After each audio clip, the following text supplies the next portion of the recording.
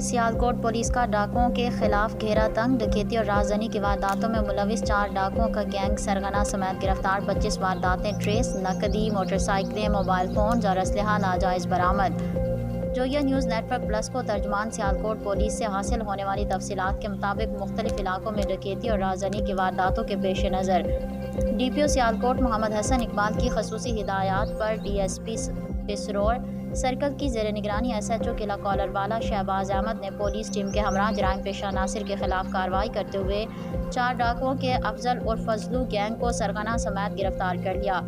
ملزمان کی شناخت افضل عباس ولد عباس علی، ابو سفیان ولد محمد خان، محمد احمد عرف علی ولد محمد صغیر، فدا حسین ولد امین۔ ملزمان کے قبضے سے نقدی 5 لاکھ روپے، 6 عدد موٹر سائیکلیں، 3 قیمتی موبائل فونز اور وارداتوں میں استعمال ہونے والا اسلحہ